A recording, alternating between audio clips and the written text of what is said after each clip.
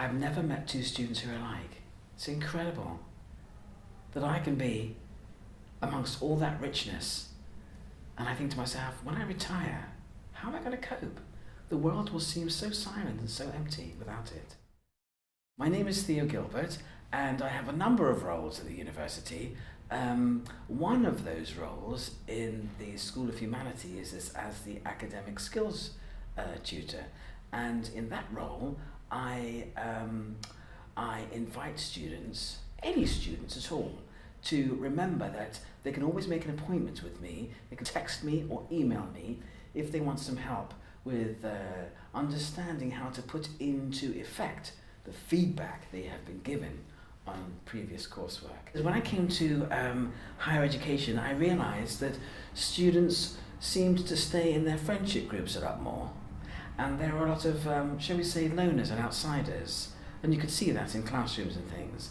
Not in the centre of academic English where I work, but when I was working in other sort of contexts of the university.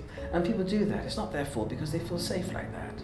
But that really puts the brakes on learning, because it means that immediately, automatically, the access they have to different perspectives, reference points, ideas is gone. All of this research helps me with, in terms of my current roles as the academic skills tutor, is that it absolutely hits me every time I see a new student, that student has never been before and will never be again in the universe. Absolutely a unique opportunity. I'd better make the most of it.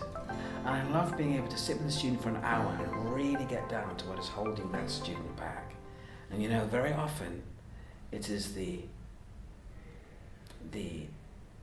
anxious and upset and fearful and self-critical feelings that students bully themselves with, because the system, I suppose, encourages them to do that in the interests of perfection.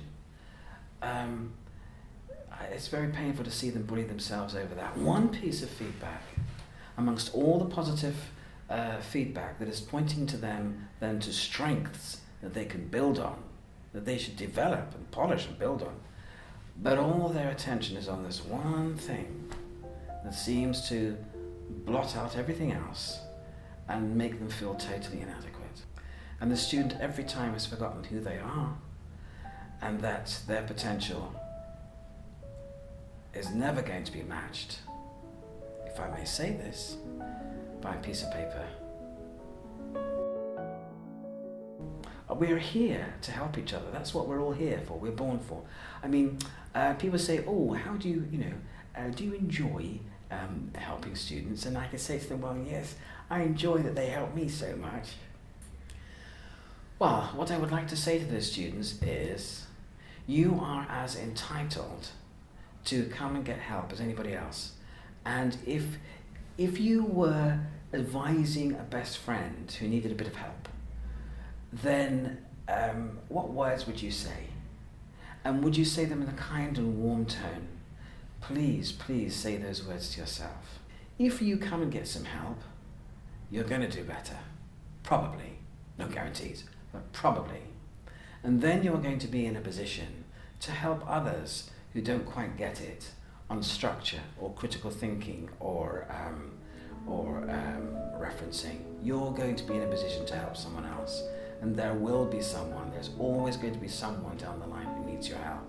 So if you won't come for them, come for the person who's going to need your help tomorrow.